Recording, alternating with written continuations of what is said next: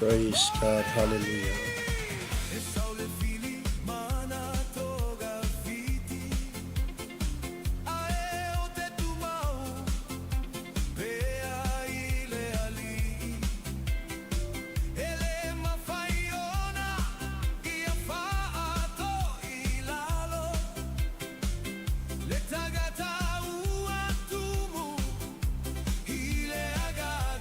Hallelujah. 𝚟𝚒𝚍𝚢𝚘.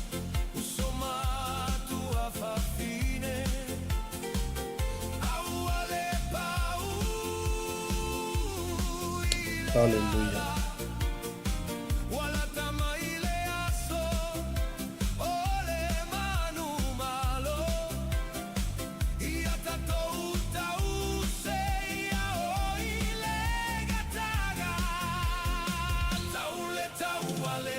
Amen.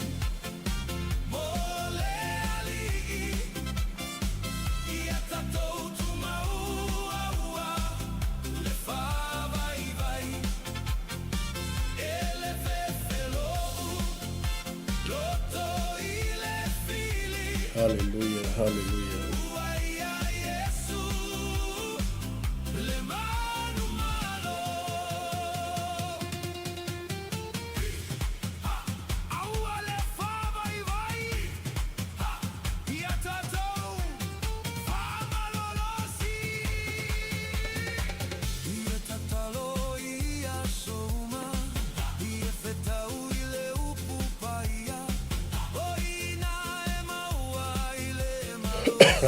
Amen. Hallelujah.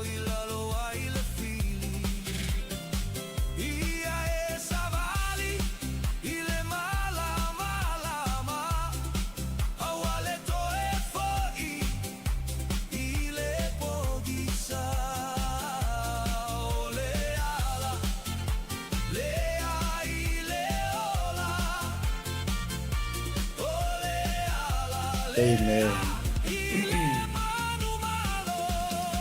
𝚟𝚒𝚢𝚘. Hallelujah.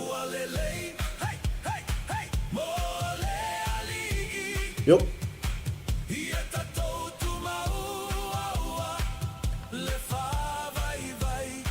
Amen. Hallelujah.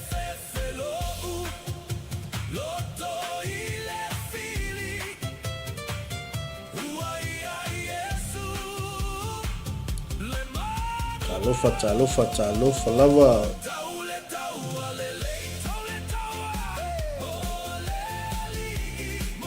Amen.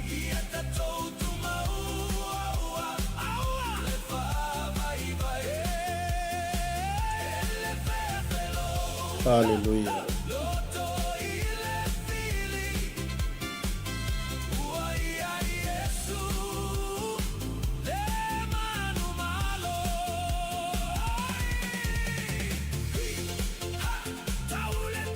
Amen. Fatalofa atu, ofalofa atu sa tātou ainga.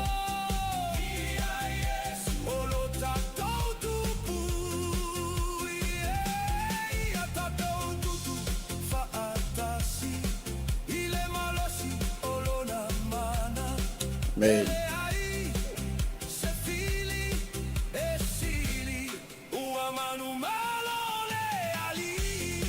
Hallelujah, hallelujah. Amen, amen. Tolu suma 5 minute te ele tula e tolu nei vaenga o le afiafi e toe ofalofa ma whaafelo iatu. Ile pa ia malo se o tātou atunu. Pai foi o na pale pa au mai lunga o tautua ma le au aunanga. Ale Global Kingdom TV nei vaenga o le afiafi. Ia whaafelo iatu. Whaatuli matu lau polokalame Manai o le manava o ngā luenga. Ia momoli atu mo o nei vaenga o le afiafi lo mota mo laua. Ia wale whianga iai foi i le whaowina o 𝚘𝚘𝚒𝚘𝚡 e pei o na masani ai. Malo a fua i lau maua, ia lofa tausi o tātou tāpau sililangi. Ia mwhaiwhai o tātou toe tāpa i lungo pe au ngalungalu o le ea i la tātou tala inga ma le misiona. Ia le lofa ma le anga leo le atua. Ia mwhaiwhai o tātou toe au lia ma le vaenga o le fiafi. Le alofa ma le anga le leo tātou o li o Yesu Keriso. Wa ia momoli manuia ma yailo tau saifua ma lo nei ola. Ia e ala ila wha malolonga e maise o lona alofa muti vale ia te tātou. Ia ua mawhai ai o na tātou wa ulia mai le vaenga o le fiafi. Wha malo atu i le au whainga luenga tofia le tua i so se whata whaitaulanga le vaenga o le fiafi. Ia i la au tau whanononga manui le lia wase manui o sa momo atai au. Whaftai la au tau pito la au. Mole atpoi whaftai tele i tua asi na sina o la wao sina o le tala lei le au mātutua. Whaftai la au tau tatalo leo i le au ma le pō i lea taimi ma lea taimi. Ia wase manuia ia o le whenga iai o tama whanau o seo tātou o tunu. Ainga nuu mai kalesia ia wale sa ilinga manuia e pei o na tātou iai alingata fo i lea muli atu whaftai tele i woma pa anga le tātou talainga po tātou misiona whaftai le tatalo whaftai le tapuai ia whamalo fo i le ono sa i ngā ruenga ma so se whaiva o lo tau ngā lulu e i lea taimi ma lea taimi i lea aso ma lea aso. E leo se mea whalea o ngalo tau ti ngā i le i malona whina ngalo. Mole a tōi whamalo i le au whainga luenga o lo mātou ngā lue i le nei fo i tū o le ngā luenga. Sunga i whawhia ngainga mo lato whaltua, sunga i au ao mo lato whaltua, i profeta o apostolo, whaibangalia. Ia e mai se foi o au nā le tua o lo autu wa mai o wale fola ina o le fionga le li. Ia whamalo atko i le tāpena ma le sa ili le leiva yaso. Ia leo tātou wau lia mai le nei yaso. O le yaso muli o le masina lona wha. Ia malo folau, malo fo i le ono sa i le tātou savalinga whalwhatua tua. Ia leo tātou wau lia mai ai o le to yaso nei mua. Ia o le yaso muli o le nei masina leo wa maua tu fo i le nei masina. Whaktai le lofo le li. Ia o loo momoli manuia mai lo tau seifua ma loo ne yola i ona ao whaiva venga i le aso ma le aso ma lole ngā lulue ma lole useu tute ma whaiva whenga iai le aso ma le aso wha manuia tele le atua wha whelo i atu la tato ainga o loo mafuta mai lunga o penga tipailangi ia vi ia le atua e maise tato YouTube live tato Facebook live ia maso se platform o lo e maua ma iai tato o nanga. Ia ile anga le leo le tua ilo mafuta mai ne fiafi au ne ngali ya toe tale tula e 5 i Samoa a wina atu tātou taulanga fiafi ia o le o whengai masunga wha whengai ngai a fiu wa masifoi ia o le tātou pokalame Iesu whaamalolonga, tātou pokalame le tulai fitu o le Savali a Keriso, sunga le whawhengainga ia sua, matamua po le fou, matamua, ia mese foi o tātou pokalame le whiawhiana nei Israelu i lupa ia, pe o le whenga iai ma le tātou missionary, ia o tātou pokalame na o lo toi ni vaenga o le whiawhi, ma lo le au aunga, ma lo le tautua, ia ma lo fo le tausi a inga, a wā se manuia o tātou whanau, ia le li, lea sa tātou pau mai le aso nafi le tātou manai o le manava o ngā luenga, ia o tātou o tangata ua filifilia ele atua o tātou manuia, ia o tātou sapaitali wha manuianga le atua, ia ono o lo usi stai, ono o lo tautua ma lau au nanga, ia o lo e ngalue ma e tautua i tono o lo ainga, tono o lo nuu, tono o lo tu malo, to tono o lo i kalesia, ai sili le wala aua le tua ia te tātou, ma lo le fai o le faiva, ma lo fo i le ono sai, ia leo tātou au lia mai ai le fai unga le masinga, ia tātou a mata malosi, tātou fai u malosi, ia vi ia le li, lea lana pau mai tātou whasoe le aso nafi, ia whapea upo al Paulo i le kalesia i Filipin taup mua. O le whaipuna e lua sumalfitu se ia wha umam taupu, na wha ma mawhai na ia le apostolo, ina ia tusa la utaua mio ma le tala le leia Iesu Keriso. O te le mai loa, le fina ngalo le atua, pe o te vawe alu atu ma whailoa i mautou, pe o te nofo ese, a ia o i loa pea sina tala yate o tou. O tou tu mau le loto ngatasi, ma le manatu e tasi, o lo fi nau wha tasi mo le wha tua o le tala le lei.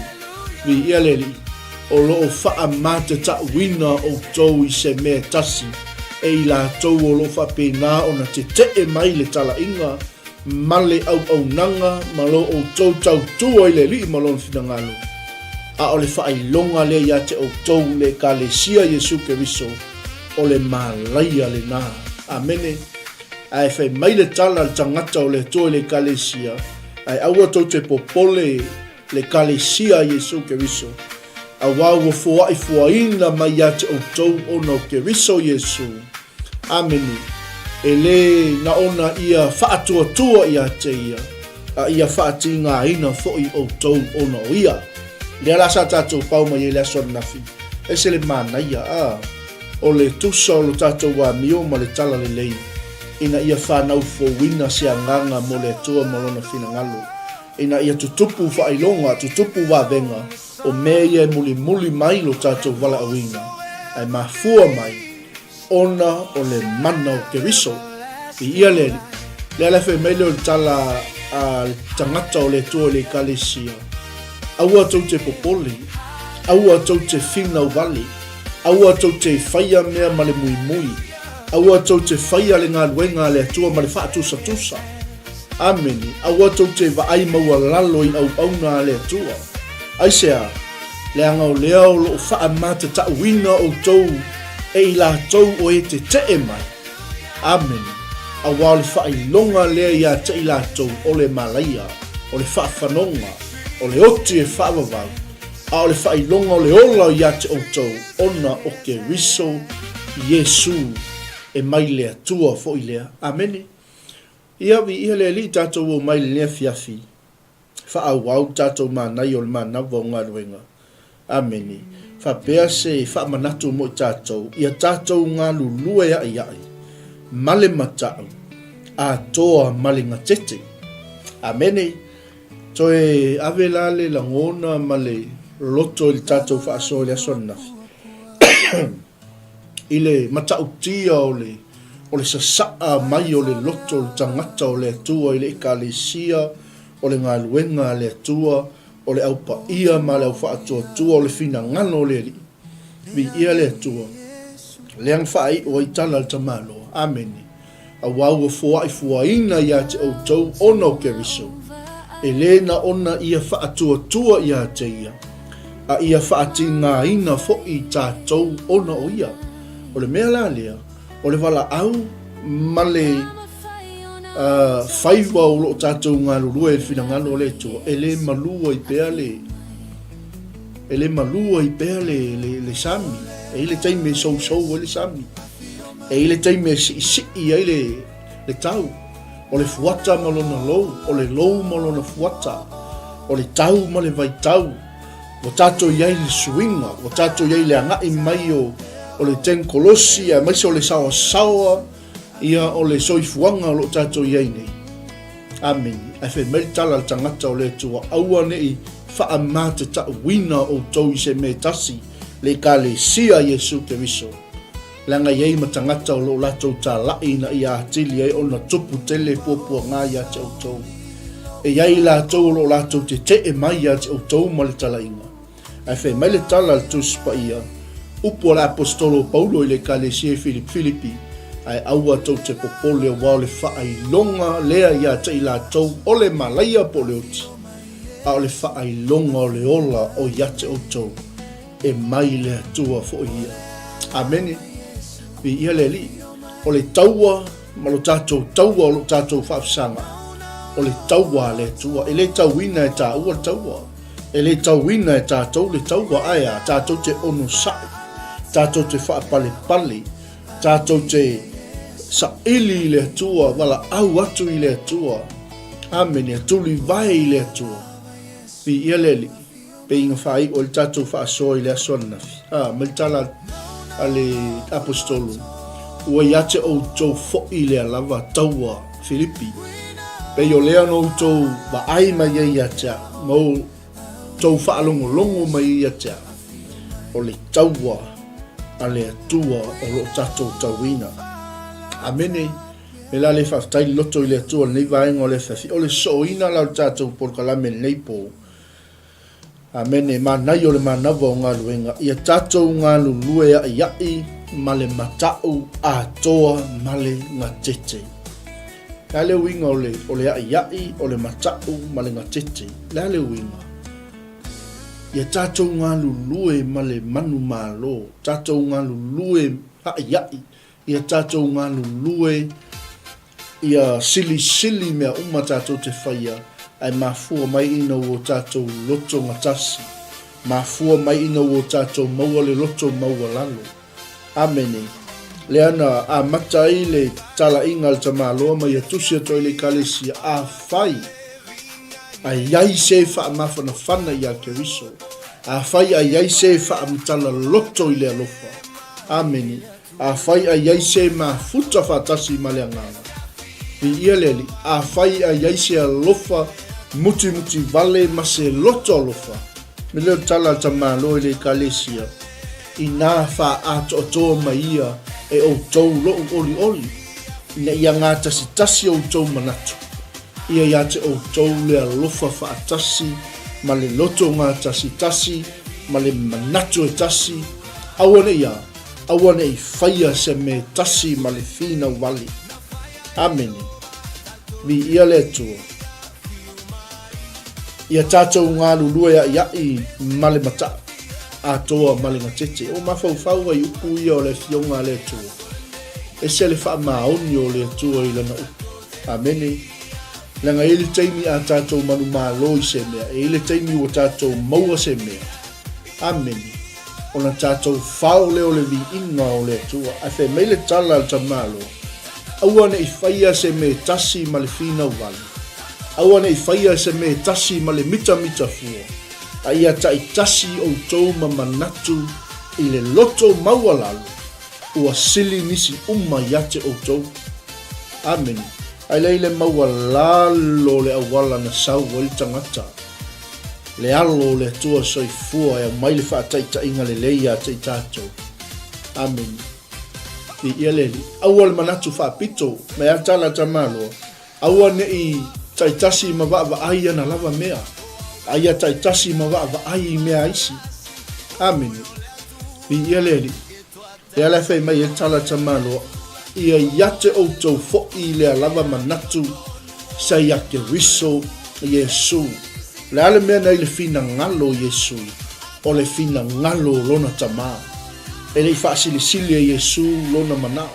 E le whaasilisili Yesu lona ti ngā, ma le whainga taha o le misiona na ia sauai i tangia inosia amene whaatinga ina tangata ai whai mai ia iate o tau fo'i le lava manatu sai ake riso Yesu le ale manatu amene ia le whai mai o ia sa winga whaatasi maletu ai le i manatu o ia o se mea whaoa ina ia tusa lava o ia maletua amene ia le li ua ia wha maua lalo ia ia te ia ua winga whaatasi malpolonga ina ua whaia o ia whapei o tangata amene na i loa foi o ia ua tino mai tangata a ua wha maua lalo ia te ia e whape nase la ngona o le tātou manai o le manava o ngā ruenga amene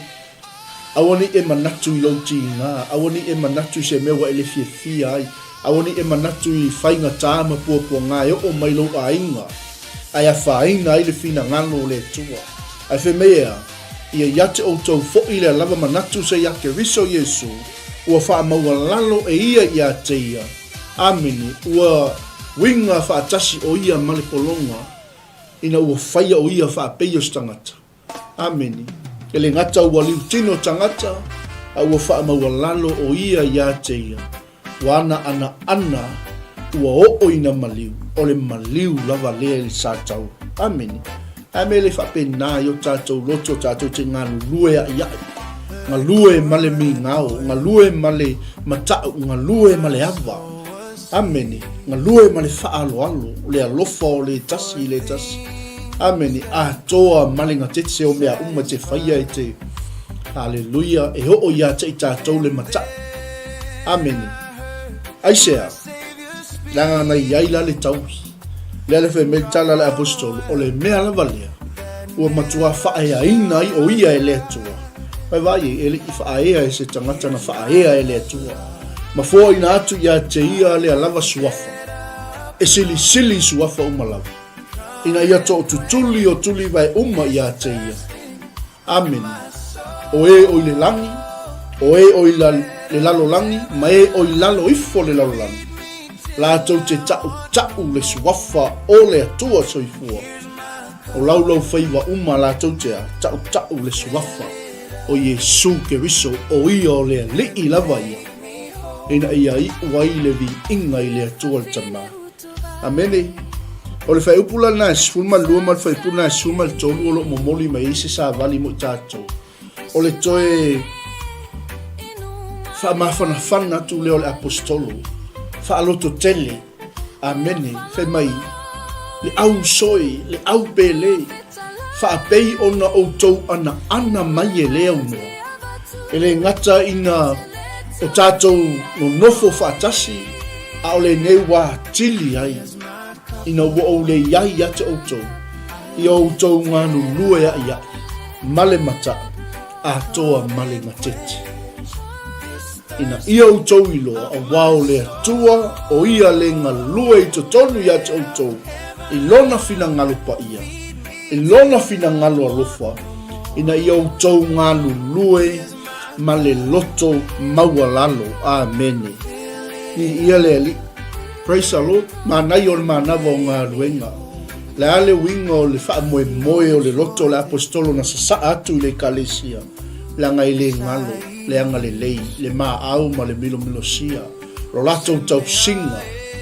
Mai se o lo lato ngaluenga le lei na whaile tangata o le atua. Ka mele o tala tamaloa. E lei se meo wha le tonu ali Filipi. A wa ui loa lo tau wanga le lei. Wa ui loa lo tau tausi whea ngainga. Wa ui loa lo tau manatu i au nga le atua. I au tau whaia mea lava ma le le mui. Ma le le fefina wa ina ia avea o tau ma e ua le matau le ngaina ma e ua sao le amio o le whanau le atua e le pōna i luma o le tupulanga amio whaapio pio ma le fina wali ua pupula ia ta i la tau la o tau wa amio amene whaai tau ma mofe mai ia tusa la o tau wa amio ma le tala le li hallelujah ai whaawau tau poe lua ina ia avea outou e kalesia ma e ua le mata'u le againa ma e ua sa'o le amio avea outou ma whanau a le atua i le pōna i luma o le tupulanga amio whapiopio ma le whina uvali ina ua pupula atu ia ta i lātou lo outou a amio whapeo mea e whaamalama i le lalolanga. Ameni. Manai o le manava o ngā ruenga. Whai o tuai le upo le atua mo i tātou nefi a fifa maoni le mea naua e ngalue ai. Ono sa i le whaiwa naua tofi ai o e le atua. Pe on tātou whaaso i le aso nafi. O tātou o tangata manuia ua filifilia ma tofia e le atua. Ameni. Vi ia le li. Whai o tuai le tātou manai le vaenga le aso. Whai mele o tala le tamaloa. Kalesia o loo tofia e o tou le upo le ola. E whai ma mea o te oli ai le aso ke visu. Ina ua o le mo e whaalea o ngā. Penga lue whaalea o ngā. Ameni a. I ia le li. A ia whaamalingi ina lo o toto i lunga o le taulanga. Ma le ngaluenga i lo o tou whaatuatua. O te oli ai. Tātou te oli whaatasi ai ma o tou malawa. O le mea lava lea o te oli ai ono o tou le au pa ia ma leu whaatuatua. Ma tātou oli whaatasi ai ma. Amene.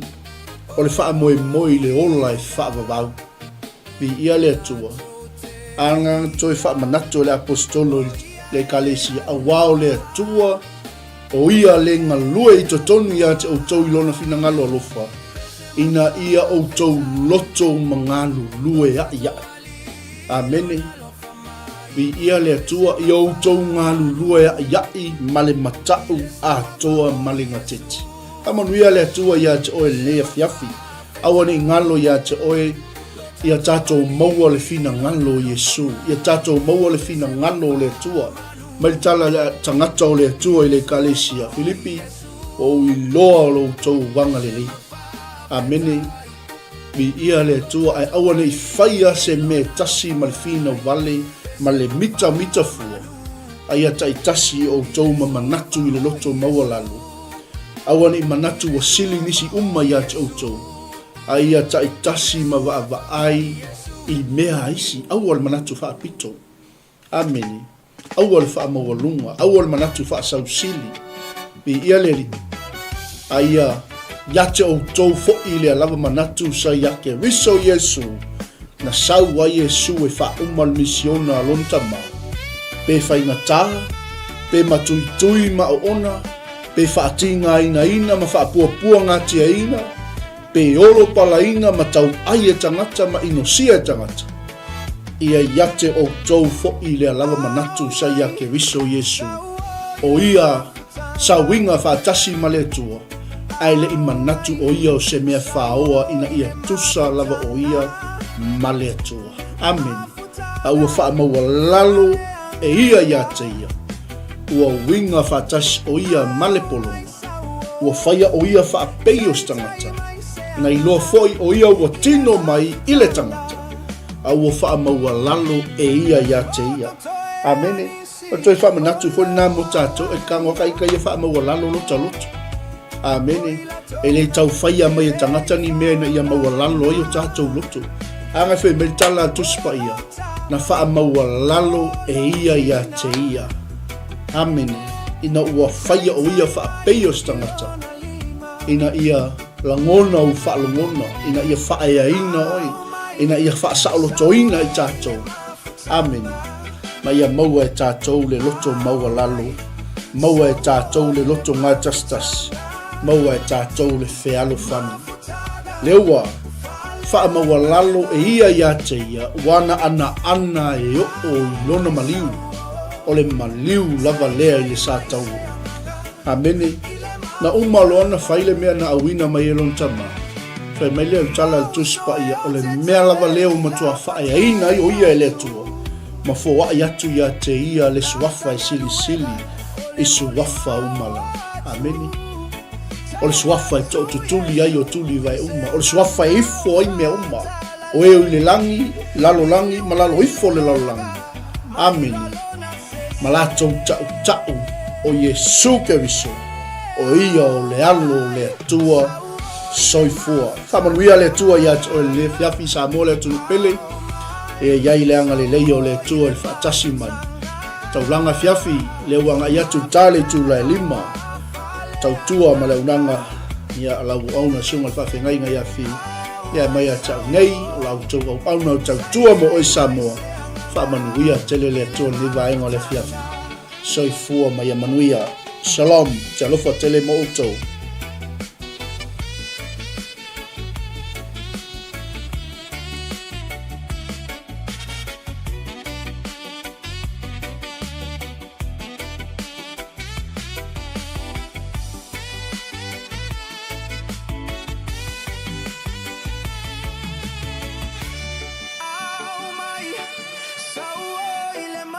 𝚘𝚒𝚙𝚢𝚛𝚒𝚑𝚥